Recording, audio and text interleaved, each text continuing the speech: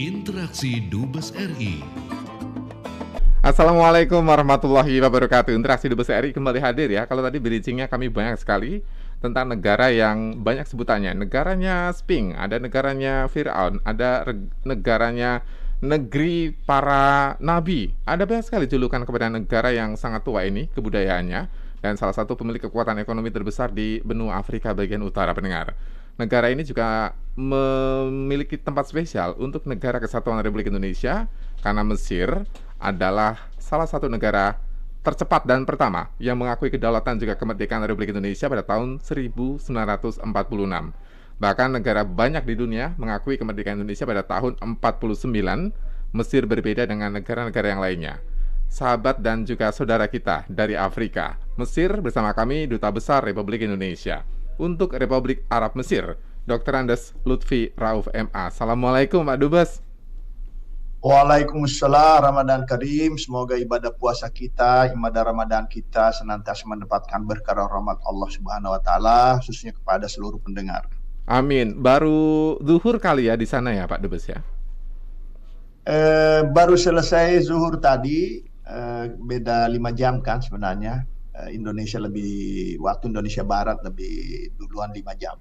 Iya, lumayan ya waktu 5 jam untuk menunggu waktu berbuka. Ngabuburitnya kemana biasanya kalau di sana? Mungkin jalan-jalan ke alun-alun tidak ya Pak Dubes? Ngabuburit itu ya karena ini jujur saja, Ramadan bagi saya secara pribadi, Ramadan pertama yang betul-betul saya alami tanpa restriksi, berbeda dengan 2 Ramadan sebelumnya masih banyak batasan-batasan. Nah, kalau ngabuburit tentunya karena ini hari kantor biasanya kita coba mulai juga sambil menunggu melaksanakan sholat di beberapa masjid. Ini untuk tahun ini ya. Iya, sebelumnya safari masjid berarti ya. Ngabuburit hampir tidak ada kalau tahun sama Indonesia juga sama, ngabuburit nggak boleh, tahun ini baru boleh, dan boleh pembebasan lah, ibaratnya pembebasan terukur lah kalau di Indonesia. Di sana juga sama kali, situasi pandemi sudah mulai agak melandai gitu ya Pak Dubes ya? Alhamdulillah sekarang ini ya situasinya semakin membaik, bahkan kalau bisa saya katakan sudah kembali seperti semula, seperti normal, di mana terlihat kita tidak melihat lagi pemberlakuan kewajiban apapun terkait pencegahan, termasuk tidak lagi mewajibkan bukti vaksin untuk memasuki wilayah Mesir, serta tidak ada kewajiban lagi menekan masker ataupun melakukan social distancing di tempat umum, sehingga kami pun seperti yang saya katakan melaksanakan atau menikmati bulan Ramadan di Mesir ini itu bisa dilakukan secara penuh dan normal. Jadi seru ya nampaknya Ramadan kali ini ya. 2 tahun kita agak-agak kemudian dikekang, akhirnya kita bisa beraktivitas sosial seperti sedia kala, seperti masa di mana belum ada COVID-19. Kalau di belahan bumi utara kan sedang spring nih Pak Dubes. Kalau di Mesir sekarang musimnya apa nih Pak Dubes?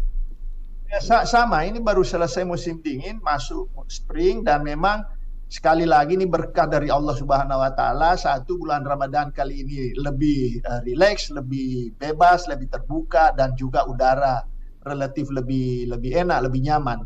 Tapi tentu di sini juga terkadang cuaca berubah-ubah, kadang terik matahari misalnya tiba-tiba besoknya sudah atau malamnya sudah temperatur drop lagi.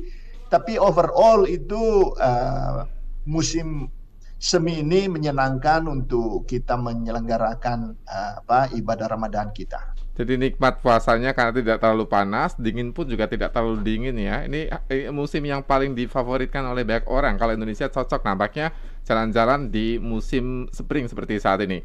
Nah, kalau kita ngomongin soal Mesir, Mesir kan terkenal ya dengan banyak hal yang agung. Ada peninggalan sejarah yang luar biasa tuanya. Ada catatan keagungan Mesir zaman dulu yang semua orang di dunia kenal. Ada kebesaran ekonomi Mesir yang bahkan mendominasi kawasan Afrika, terutama di bagian utara. Ada juga bagaimana letak Mesir yang luar biasa strategisnya, punya terusan Suez. Apalagi yang besar di Mesir yang banyak masyarakat Indonesia tidak tahu Pak Dubes. Sebenarnya kalau Mesir itu mungkin saya bisa katakan mungkin hampir setiap, kalau bukan seluruhnya, orang Indonesia itu kenal dengan Mesir. seperti disebutkan tadi pengantar, kenapa demikian? Karena interaksi masyarakat kita jauh sebelum Republik lahir itu antara masyarakat Indonesia dengan Mesir sudah terjalin. Dan tentunya bahkan dari catatan yang saya miliki, mahasiswa-mahasiswa kita itu sudah berkunjung ke Mesir dalam rangka belajar di Al-Azhar as far as back to 18th century, abad ke-18. Wow.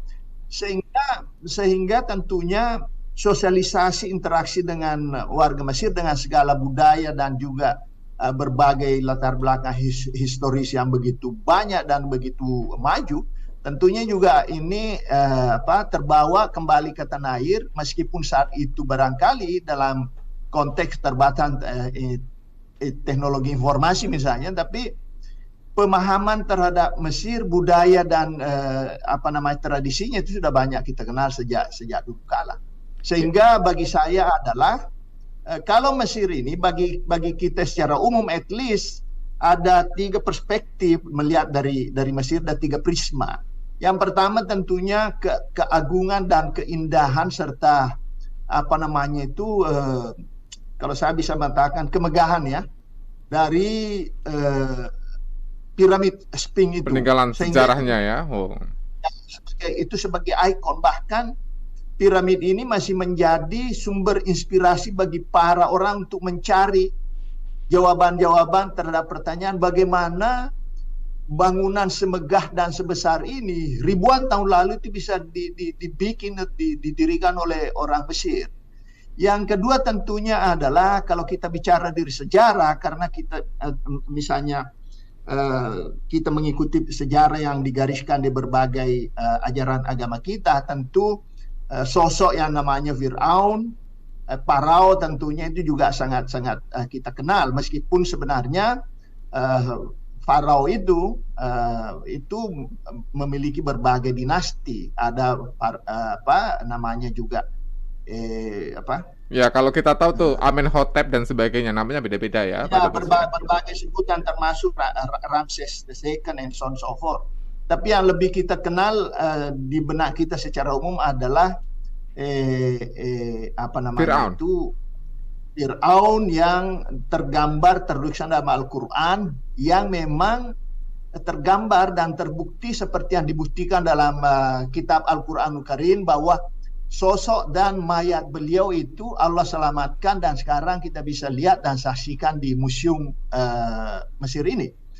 Yang ketiga seperti yang saya sebutkan tadi adalah tentunya berbagai piramida dan sangat terkenal adalah Giza Pyramids yang sampai sekarang banyak dikunjungi. Di samping itu kita kenal namanya Luxor, itu menurut saya tempat kita sebut the Kings of Ale. Di sini tempat dinasti Pharaoh juga dikebumikan, dan tidak pentingnya juga disebut di dalam kitab suci kita itu adalah Bukit Tursina di kawasan Provinsi Sinai Selatan. Ini tentunya adalah tempat-tempat yang memang dari sejarah dan bukti-bukti sejarah masih kita temukan, di samping berbagai monumen-monumen yang berlatarkan kebudayaan dan tradisi Islam banyak kita jumpai, seperti misalnya Masjid Al-Azhar, masjid tertua di Mesir yaitu Amr bin Ash, dan juga Masjid Ali di dalam kompleks benteng Salahuddin Al-Ayyubi, dan tentunya masih banyak lagi yang kita bisa saksikan pada saat berkunjung ke Mesir ini. Saya penasaran tadi tuh, Sinai itu, Lembah Sinai. Lembah Sinai digambarkan sebagai lembah yang sangat indah. Seperti apa sebenarnya keindahannya, Pak Dubes? Kalau kita lihat sebenarnya, kita bisa membayangkan bagaimana waktu itu Nabi Musa alaihissalam dalam menjalankan profesi kenabian mereka itu bisa karena saya sendiri sudah menjalani sebagai napak tilas itu di Gunung Batu Cadas yang begitu sangat tidak bersahabat. Beliau bisa memanjat naik ke puncak Jabal Musa itu, yang Bukit Tursina itu tingginya 2.200 meter, wow, di mana beliau menerima 10 firman Allah. Itu sangat terasa sekali pada saat kita bisa ke sana, dan juga beberapa situs-situs sejarah yang memang digambarkan dalam kitab suci kita, Al-Quran terutama. Seperti misalnya pada saat Nabi Musa berkomunikasi dan meminta untuk bertemu dengan Allah, dan beliau disuruh berpaling ke satu bukit, dan bukit itu bergerak, dan bukit itu di sana masih kita bisa melihat tanda-tanda itu masih ada. Di samping juga ada namanya Sang Catherine, itu sebuah kastil atau apa kita sebutnya itu mungkin biara. Di dalamnya juga masih ada sisa-sisa sejarah yang juga digambarkan dalam kitab suci kita itu, di mana kita temukan juga sumur Musa pada saat itu. Jadi ini memang tentu satu kenyataan fakta yang bagi saya diberikan keistimewaan barangkali wallahu a'lam bishawab oleh Allah kepada bangsa Mesir ini. Ya, kalau di negara lain di Timur Tengah banyak peninggalan arkeologi yang bertentangan dengan syariat biasanya dihancurkan. Mesir kenapa enggak, Pak Dubes?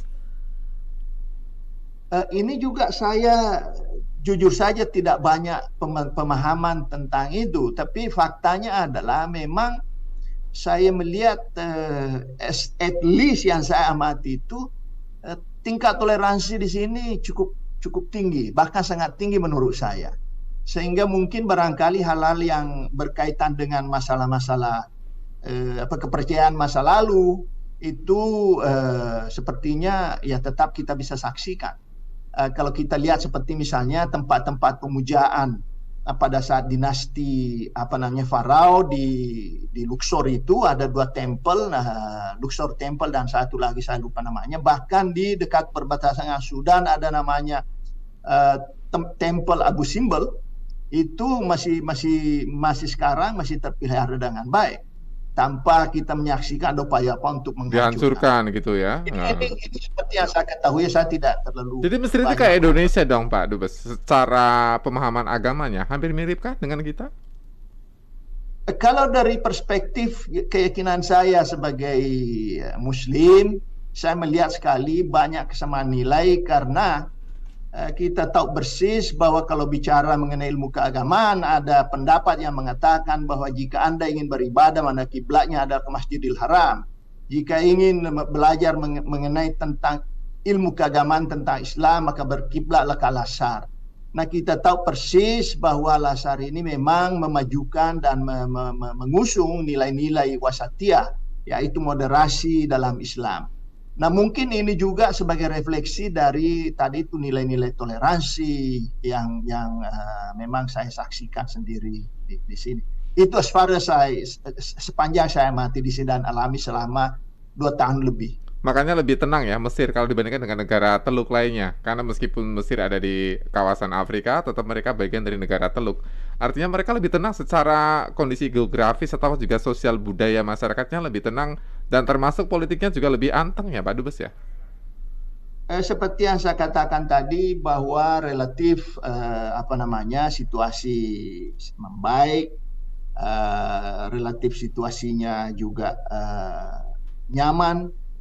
Rasanya juga saya rasanya sendiri juga merasa aman, seperti yang saya alami sendiri, karena tentu saya tidak akan bicara sesuatu yang saya tidak tahu dan alami. Saya ini termasuk orang pada saat pertama ingin berorientasi terhadap untuk memahami lebih banyak lagi tentang budaya dan potensi negara ini, sehingga saya banyak mengunjungi tempat-tempat di berbagai provinsi, bahkan secara umum saya baru seingat saya melakukan perjalanan itu hampir 100% dengan jalanan darat. Dari ujung ke ujung saya sudah menjalani itu, dan saya merasa bebas bepergian kemana saja, kapan saja. Dan ini juga terlihat dari kemajuan pembangunan infrastruktur Mesir ini, yang baik jalan, pelabuhan, dan juga tentunya railway and so on so forth. Banyak sekali kemajuan. Sekali lagi bagi saya sendiri, selama saya secara pribadi, saya merasakan bisa kemana saja, situasi kondusif, aman, as far as my concern, as far as yang saya alami, dan saya sudah kemana-mana.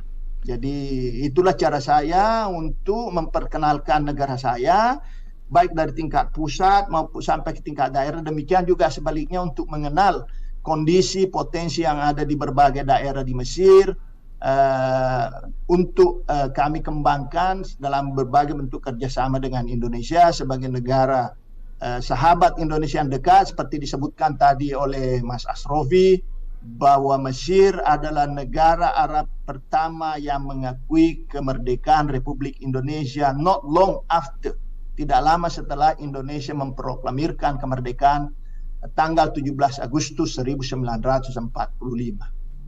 Luar biasa Mesir. Soal kenalan, saya ingin dalam soal kenalan nih Pak Dubes. Soal kerjasama sesaat lagi ya. Soal kenalan ya, kalau kita masyarakat Indonesia kenal Mesir itu sebagai negara yang tadi kita sebut tadi ya, peninggalan budaya, arkeologinya tinggi, kemudian mereka punya sejarah panjang, baik sebelum masa Islam atau juga setelah masa Islam. Mereka juga punya keagungan yang luar biasa, termasuk Presiden Mesir yang sangat terkenal di Indonesia, yaitu Jamal Abdul Nasir. Nah, pertanyaannya Pak Dubes, kalau orang Mesir kenalnya Indonesia itu seperti apa dan bagaimana Pak Mesir? Jadi saya tentunya sekali lagi berdasarkan pengalaman saya di lapangan, kalau saya sebut bahasa orang Indonesia, saya itu merasa sangat warmly welcome, sangat disambut sebagai layaknya sebagai saudara. Itu sangat terlihat dan itu terrefleksi juga terutama generasi tua. Pada saat saya menyebut saya Duta Besar Republik Indonesia, mereka langsung menyebut bagaimana kedekatan dan persaudaraan hubungan antara Indonesia dan Mesir. Bahkan Indonesia dipersepsikan sebagai negara dengan penduduk Muslim yang terbesar di dunia menurut pemahaman mereka. Dan kedua yang saya rasakan juga pada saat berinteraksi, bahwa pada saat kita bicara mengenai hubungan dekat selalu muncul nama persahabatan dari dua tokoh Indonesia, yaitu Presiden Soekarno dan Presiden Gamal Abdul Nasir, dan itu selalu disebut. Dan juga seperti yang saya sampaikan bahwa kedua pemimpin inilah yang juga menginisiasi dan mengilhami terlaksananya atau berlangsungnya Konferensi Asia Afrika di Bandung tahun 1955 yang ujungnya melahirkan banyak sekali negara-negara merdeka di berbagai kawasan Asia Afrika yang masih saat itu di bawah penjajahan. Dan ini masih tetap tercatat dalam dalam ingatan mereka secara clear. Dan sebagai bentuk penghargaan dari kedekatan hubungan itu, maka di Mesir ini kita jumpai nama jalan yang didedikasikan ke Presiden Soekarno yang namanya Jalan Ahmad Soekarno di daerah Jizah. Itu sebuah refleksi menurut saya. Kalau ditanyakan mengenai bagaimana saya merinding Pak Dubes diceritakan ini ya. Ternyata sebesar itu Mesir menghargai kita sebagai sebuah bangsa, sementara kita di dalam negeri kadang-kadang kita melihat diri kita kecil. Diri kita tidak sepantasnya bisa bersanding dengan bangsa lain. Takutnya kita jadi minder sendiri gitu Pak Dubes. Padahal Indonesia ini kan negara besar, 270 juta. Dengan berbagai kekuatan nasional yang kita miliki dalam berbagai perspektif. Ya memang sebagai bangsa yang sangat diverse, sangat beragam tentu ya, dengan tradisi budaya dari Sabang sampai Merauke yang betul-betul sangat diverse. Tentu ya memang dinamikanya sangat tinggi, tapi kita harus bangga bahwa despite the fact bahwa kita ini bangsa yang beragam, tapi kita sampai sekarang masih merasakan diri sebagai satu bangsa yang bersatu dan kuat. Ya memang ada mungkin friksi kecil gitu ya. Itu saya pikir hal yang wajar dalam sebuah bangsa yang sepakat untuk memeluk dan menjalankan nilai-nilai demokrasi itu. Nah, ini sesuatu yang memang patut kita juga bangga sebagai bangsa yang so diverse. Mungkin barangkali yang saya bisa katakan secara pribadi bahwa the most diverse country on earth, probably Indonesia. Mungkin bangsa yang paling menjemuk di muka bumi itu Indonesia, yang mungkin kita juga belum jumpai di berbagai negara. Contoh saja, Tidak ada negara yang kita belum bisa temukan Iya, dengan jumlah semajemuk kita ya. lebih 400 suku bangsa yang berbahasa dalam 700 dialek.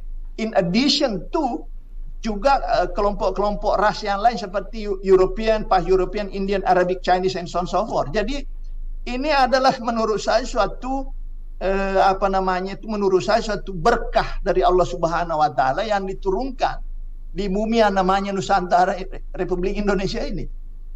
Itu yang saya berkah ya, berkah. Kita harus sadar bahwa kita dikaruniai sebuah anugerah luar biasa dari Tuhan, yaitu perbedaan kan sebuah berkah. Itu juga sebuah hal yang diajarkan di kitab suci. Ya Pak Dubes ya. Secara pribadi karena kadang-kadang saya gunakan waktu di sini berdiskusi juga untuk memperdalam. Saya menambah ilmu-ilmu mengenai keagamaan misalnya, karena kita ini usianya juga sudah tidak terlalu muda, bahkan sudah menghampiri titik terakhir perjalanan kita, sehingga kita perlu juga belajar mengenai masalah-masalah keagamaan. Dan berdasarkan pemahaman saya pribadi, mungkin kalau kita ini sebagai umat Islam, penganut Islam, mungkin ini yang terrefleksi, yang saya tidak segan-segan menyebut, meskipun ini pendapat pribadi saya, bahwa kondisi keberagaman Indonesia itulah yang sangat jelas tercermin dalam surat Al-Hujurat 13. Itu sangat tepat itu. Dan menurut saya itu adalah sebuah karunia yang Allah sudah tentukan. Padahal, kalau menurut saya, ayat ini turunnya jauh dari Indonesia. Yeah.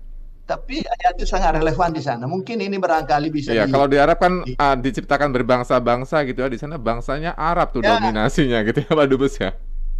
Dan disebutkan di situ bersuku-suku berbangsa agar kamu saling kenal lita'arafu. Yeah. Itu kan artinya saling kenal itu. Yang ada kan pepatah kita, tak kenal maka tak sayang kan. Ya, dengan saling kenal kan saling mencintai. Saling mencintai itu kan saling menghormati, saling toleransi dan lain sebagainya. Ini menurut saya ya pribadi. Itu ayat untuk kita ya. Jadi kita harus merefleksikan ya. Untuk saling mengenal tuh kita ciptakan bersuku-suku dan berbangsa-bangsa. Mudah-mudahan kita ingat lagi tuh refleksi Ramadan. Ngomongin interaksi Dubes RI jadi kajian yang luar biasa. Kadang-kadang kita nggak pernah tahu ya spektrum berpikir apa yang kita dapatkan dari sebuah perbincangan. Tapi spektrum yang lebih lekat itu kalau hubungannya bukan hanya kemudian imateri, tapi materi juga ada manfaatnya nih Pak Dubes.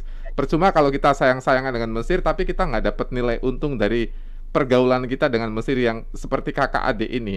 Kita dapat untung apa secara perdagangan ini Pak Dubes? Jadi bukan hanya dari perdagangan, kita perlu juga melihat seluruh aspek hubungan. Tidak hanya perdagangan, tapi dari segi politik, dari segi pendidikan, sosial budaya, ekonomi perdagangan, dan lain sebagainya. Dan kita harus melihat juga dan menyadari potensi kita masing-masing. Saya sangat setuju kita tidak cukup hanya mengklaim bahwa hubungan kita secara sejarah dan budaya sangat dekat, tapi lupa atas potensi. Karena kita bicara masa depan. Nah, kalau bicara potensi, kita perlu starting point berpikir kita bahwa Mesir adalah negara terbesar secara ekonomi di kawasan Timur Tengah dan Afrika. Demikian juga Indonesia adalah negara terbesar di kawasan Asia Tenggara, the largest economy, the largest countries in Southeast Asia, in ASEAN.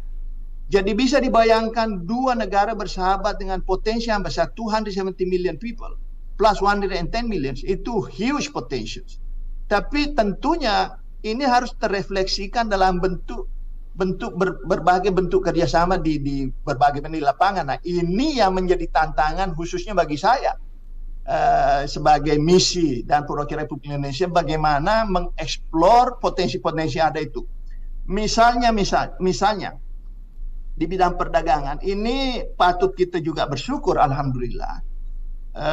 Justru pada saat COVID melanda kita, di mana kondisi dan tingkat pertumbuhan ekonomi di berbagai belahan dunia itu relatif menurun, bahkan minus, even Indonesia pada saat COVID mulai melanda itu kontraksi sekitar barangkali turun dari 5% jadi minus 7%, jadi sekitar 12% kontraksi. Tapi kita bisa bouncing back dalam 2021 dan insya Allah 2020-2023 bisa kembali ke 5 sekian persen. Demikian juga di Mesir.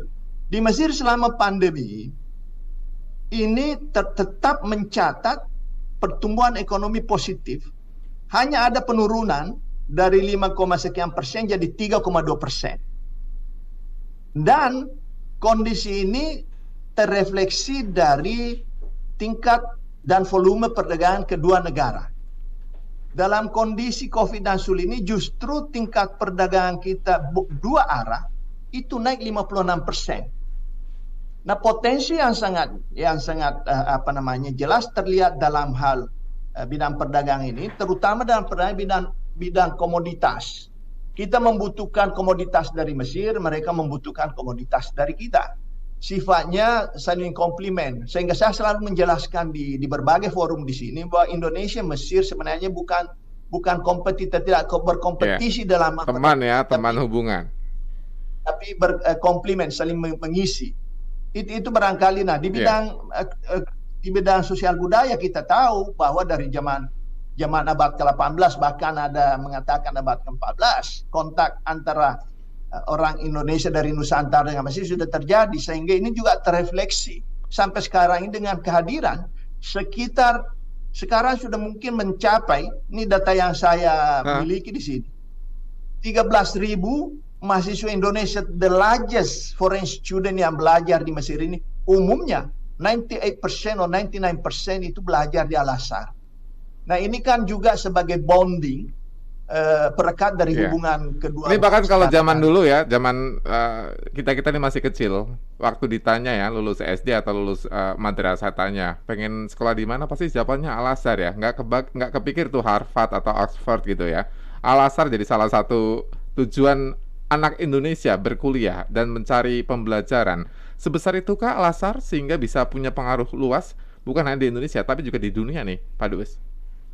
Seperti yang saya katakan tadi itu, bahwa kita melihat Mesir itu salah satunya dari prisma Al-Azhar itu. Dan ini menurut pengamatan pribadi saya, ini ada kenyamanan atau kompatibilitas dengan nilai-nilai yang kita sebut, maaf kalau saya keliru, yang umumnya kita anut di Indonesia, Ahlus Sunnah wal Jamaah, yang juga diusung dan dipromosikan. Nilai-nilai ini di Al-Azhar seperti yang saya sebutkan sebagai Islam wasatiyah, yang mendorong dan mempromosikan moderation in Islam. Sehingga mungkin dengan kenyamanan atau kompatibilitas itu, pada saat ditanya adanya persepsi mengenai belajar tentang Al-Azhar dengan nilai-nilai yang umumnya kita share dengan Indonesia dan nilai yang diusung Al-Azhar itu, mungkin itu yang menyebabkan kenapa antusiasme warga kita untuk belajar Mesir sangat tinggi. Itu dari tahun ke tahun. Bahkan data saya menunjukkan 5 tahun terakhir ini ada kenaikan signifikan. Tentunya saya juga tentunya bangga secara pribadi dan secara official pada saat bertemu dengan Grenseh misalnya di kediaman pribadi beliau di Luxor. Saya mendapat kehormatan untuk diterima beliau, dan juga rektor, jajaran wakil rektor, wakil Grenseh, dan juga kalangan guru-guru di Al-Azhar. Saya senang mendengarkan persepsi positif mereka terhadap mahasiswa Indonesia. Beliau mengatakan bahwa mahasiswa Indonesia secara akademik di atas rata-rata dengan mahasiswa asing lainnya. Itu yang saya dengar. Yang kedua, dari segi tata perilaku, mahasiswa Indonesia ini dikenal mahasiswa yang sopan santun, taat pada aturan hukum dan lain sebagainya, sehingga dianggap mereka adalah berakhlakul karimah. Nah, ini tentunya membanggakan. Tapi di sisi ini, itu tentunya muncul tantangan bagi saya tentunya. Bagaimana mempertahankan image dan citra yang sudah terbangun puluhan tahun, bahkan ratusan tahun itu oleh generasi-generasi sebelumnya yang datang ke Al-Azhar, sehingga muncul lahir persepsi seperti ini, sehingga bisa dipertahankan dengan kecenderungan meningkatnya jumlah yang dari tahun ke tahun ini. Dengan tentu kita jujur ya, ada berbagai mungkin konsekuensi yang bisa ditimbulkan dengan semakin bertambahnya jumlah itu, sehingga saya merasa bagaimana upaya kita untuk mempertahankan image to sustain, sehingga kita ada pepatah mengatakan jangan karena nila setitik ya rusak susu sebelanga. Aduh, apalagi rusak susu se-RT itu lebih bahaya. Ini ada pendengar kami nih Pak Dubes ya, ada Pak Abdullah di Bekasi ingin berbincang langsung dengan Pak Dubes. Selamat malam, Nah, oleh karena Assalamualaikum saya Pak potong Abdullah. dulu. Assalamualaikum Pak Dubes.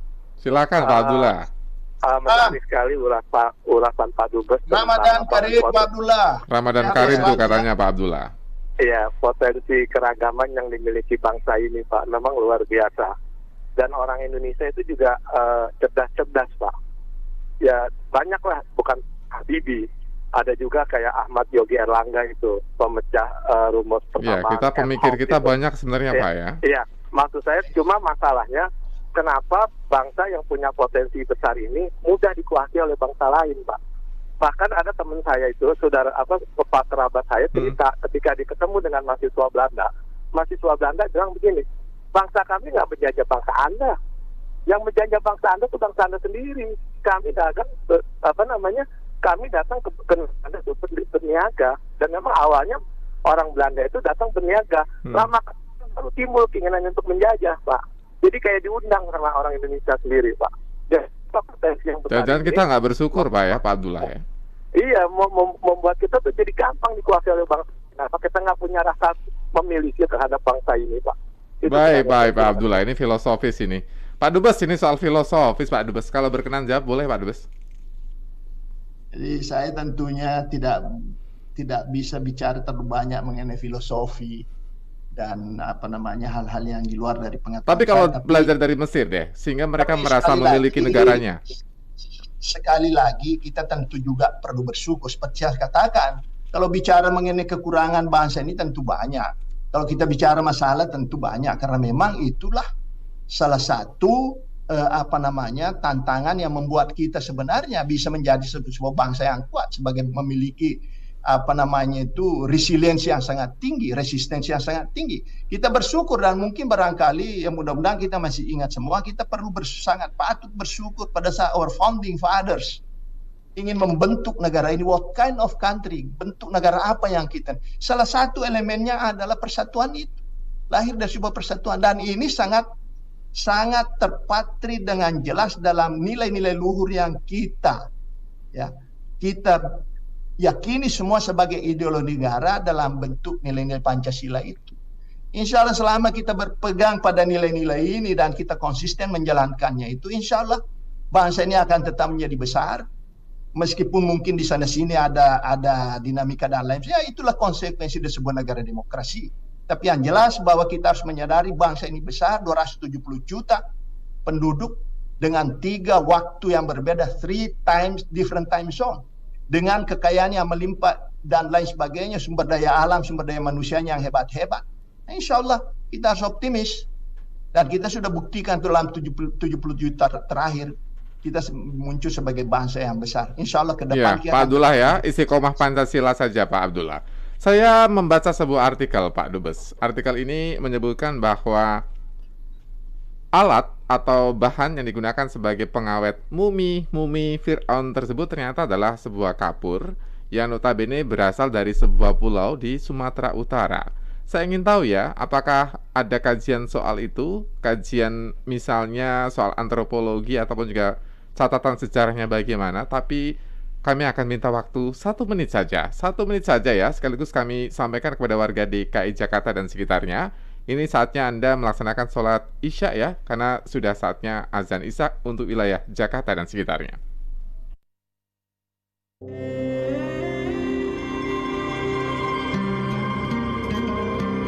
Dipersembahkan oleh Semua ada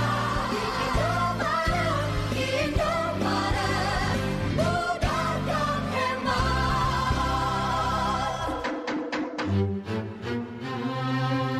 Waktu sholat Isya untuk wilayah Jakarta dan sekitarnya telah tiba. Semua ada di Indomaret, mudah dan hemat. El Shinta News and Talk. Interaksi Duta Besar kembali lagi. Kami masih bersama dengan Duta Besar Republik Indonesia untuk Republik Arab Mesir, ada Dr. Andes Lutfi Rauf MA pendengar. Tadi Pak Dubes, bridging-nya saya akan ulang kembali ya. Kapur yang dimaksud adalah kapur barus Pak Dubes. Betul tidak bahwa kajian itu benar sehingga diduga ada hubungan dari ribuan tahun yang lalu antara Indonesia Nusantara dengan negara Mesir. Betul demikian, Pak Dubes?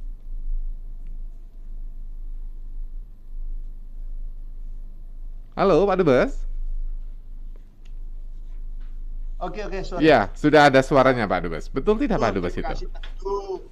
Itu saya jujur mengakui bahwa pemahaman saya tentang aspek ini relatif hampir tidak ada, tapi saya pernah membaca juga bahwa ada mungkin pendapat dan informasi bahwa ya salah satu bahan untuk proses mumifikasi dalam sejarah mumi di Mesir ini juga menggunakan substansi yang disebut kapur barus, dari kapur barus yang kita tahu ya, yang saya kenal Ya, di dari Sumatera daerah Barat. Barus itu di Mandailing sana dikit tuh ya, Pak Dubes ya.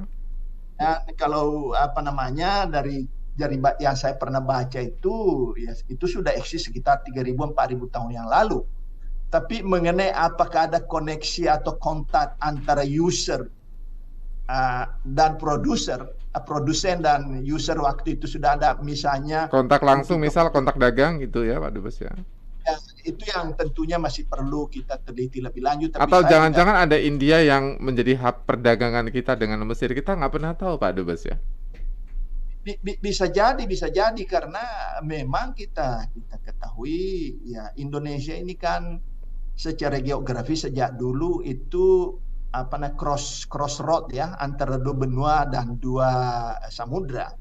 Makanya Indonesia juga itu terkenal sebagai melting pot of races, bukan hanya etnisitas yang terdiri 400 lebih, tapi juga berbagai ras itu hidup. Ini adalah mungkin itu bukti bahwa interaksi terjadi melalui Nusantara. Apakah itu terjadi jauh sebelum misalnya pada saudagar-saudagar dari India dan Timur Tengah Arab, misalnya dari Hadramaut, Yaman dan lain sebagainya, itu terjadi setelah itu? Ini tentunya saya tidak punya pengetahuan tentang itu. Bahkan kita kan tahu juga bahwa kontak dagang di wilayah utara sana dengan China, Tiongkok itu sudah ada sejak dulu kala. Nah, ini saya juga tidak tahu apakah ada elemen-elemen seperti ini yang mengkonek. Ini bicara konektivitas masa lalu ya, lewat perdagangan maritim. Ini yang saya sendiri juga belum punya pengetahuan yang lebih mendalam, wallahu a'lam. Tapi yang sudah kami yakin adalah soal komoditi, Pak Dubes. Kita tahu bahwa orang Arab itu suka sekali dengan wewangian, rempah-rempah, produk-produk tropis Indonesia yang notabene melimpah, dan kalau di sini harganya murah, di sana harganya bisa mahal sekali. Contohnya adalah misalnya adalah pohon gaharu atau mungkin kayu manis, cengkeh, jinten, kopi, teh dan sebagainya. Sudah sejauh mana itu dijual di sana sehingga jadi keuntungan ekonomi untuk petani kecil di Indonesia, Pak Dubes? Jadi begini, seperti yang saya katakan tadi, kalau bicara dengan perdagangan umumnya, item perdagangan kita itu komoditas. Misalnya kopi, CPO, dan juga di dalamnya minyak nabati, produk olah makanan, benang tekstil, karet alam dan lain sebagainya. Nah, untuk ada dua item tertinggi di dalam item dagang kita itu biji kopi dan CPO, itu yang tertinggi. Bahkan kalau kita lihat datanya sekarang ini, produk CPO misalnya itu mungkin sekitar 80% pasar di Mesir ini diisi oleh CPO dari Indonesia. Produk kopi mungkin data yang saya ini hampir barangkali sekitar 60%. Itu biji kopi umumnya. Iya, biji kopi. Kenapa biji kopi dan CPO? Karena itu tarif biaya masuknya itu zero. Oh, oke. Ya, tapi produk-produk yang sudah jadi itu cukup tinggi tarifnya, bisa sampai 20% yang sudah jadi dengan tentu volume tertentu. Nah, kalau boleh saya katakan adalah bahwa khusus untuk kopi, mereka orang Mesir itu sangat suka dengan Robusta. Robusta. Nah, kita tahu persis, dan kami terus promosi di sini bahwa the best Robusta in the world itu dari Indonesia, khususnya dari Sumatera. Betul. Dan itu memang banyak yang mengambil langsung baik secara langsung maupun tidak langsung itu dari berbagai daerah Sumatera termasuk Lampung, Gayo dan wilayah Sumatera lainnya. Jangan lupa kopi Dan Langkat juga enak tuh, Pak. ya pokoknya dari Sumatera ini saya mengatakan the best istilahnya ya, namanya juga promosi ya. Dan itu kecenderungan untuk permintaan meningkat karena ini juga ada kaitan dengan kehadiran UMKM kita untuk mengisi ajang-ajang promosi di Mesir ini. Kita ada beberapa ajang promosi yang kita berusaha untuk untuk isi dan partisipasi. Tentu KBRI dan pemerintah Indonesia berusaha untuk memfasilitasi itu. Dan itu ada tren permintaan naik. Hal lain yang saya ingin sampaikan kaitan dengan kopi dan rempah ini. Nah, dengan kopi bean yang ada di Mesir ini, ya, kita tahu juga bahwa Mesir ini memiliki keahlian dalam meramu berbagai cita rasa kopi ini. Ya, dengan berbagai rempah. Nah, oleh karena itu, saya jadi teringat kopi tahlil ini, Pak Dubes. Kopi tahlil di Pekalongan itu rempah-rempahnya banyak. Ada jinten, kapulaga, cengkeh, dan sebagainya. Seperti itu. betul. Nah, dengan demikian ada produk ikutannya setelah kopi. Seperti misalnya cengkeh, kapulaga, kayu nutmeg manis misalnya, dan ya. lain sebagainya. Kayu manis ya, cinnamon dan lain sebagainya. Itu juga permintaannya tinggi. Saya pernah sekali karena di sini banyak pabrik pengolahan kopi, selain untuk mengisi pasar domestik Mesir juga untuk ekspor. Saya pernah berkunjung, karena saya sering berkunjung ke tempat-tempat pengolahan pabrik kopi mereka. Ada yang langsung memang melakukan pembinaan dengan petani kopi kita di Indonesia. Bahkan ada salah satu yang menginvest langsung di sana dengan membangun termasuk laboratorium sehingga untuk mengukur standarisasi dari produk, mengambil langsung dari petani. Misalnya tingkat keasamannya berbeda gitu ya, Pak Dubes ya. Ya, itu ada di Lampung. Dan ada juga namanya di sini kita sebut dengan Villa Sumatera. Dia juga sudah punya brand menggunakan nama Sumatera itu juga. Ini specialty coffee kalau ini. Jadi secara khusus. Jadi kita dikenal dong, kopi kita di Mesir itu terkenal banget dong, Pak Dubes. Kalau 60% lebih kopi di sana buatan kita. Ya, betul. Selama ini kan didominasi oleh Brasil dan biasanya Vietnam terkenal banget tuh sama Brasil, Pak Dubes. Yang terkenal itu kopi Brasil dan juga Kolombia. Jadi Amerika Latin semua. Ya, tentunya kita patut bersyukur juga opportunity di sini terbuka besar karena satu memang hubungan seperti yang saya sebutkan itu sangat dekat. Orang Mesir itu sangat senang kalau bisnis sudah berjalan dengan orang Indonesia, dia cenderung untuk karena trust di situ. Dan oleh karena itu juga Indonesia produk kopinya dan tentu CPO juga banyak diminati di sini. Jalan terus pantang mundur hubungan keduanya karena sudah bersaudara, tidak mungkin kemudian bercerai. Kalau bercerai itu kan suami istri ya, karena saudara tidak mungkin ada perceraian. Mudah-mudahan ini jadi jembatan hubungan kita lebih baik lagi ke depan dengan negara Mesir ya, Pak Dubes ya. Pak Dubes, terima kasih atas waktunya. Tetap sehat di sana, Pak Dubes. Salam buat WNI kita di Mesir, Pak Dubes ya. Baik, terima kasih. Boleh saya titip pesan? Boleh, apa pesan kepada semua masyarakat Indonesia, Pak Dubes? Termasuk tadi yang saya katakan mengenai bagaimana mempertahankan citra kehadiran anak-anak kita, adik-adik kita yang sudah jumlahnya 13.000 mahasiswa di sini, agar betul-betul kita perbaiki, dipersiapkan dengan baik dari segi kompetensi untuk belajar, karena kalau minat saja tanpa dibarengi dengan kompetensi akademis dan juga dengan kondisi kesehatan yang memadai, tentunya juga kita tidak akan mendapatkan hasil yang baik.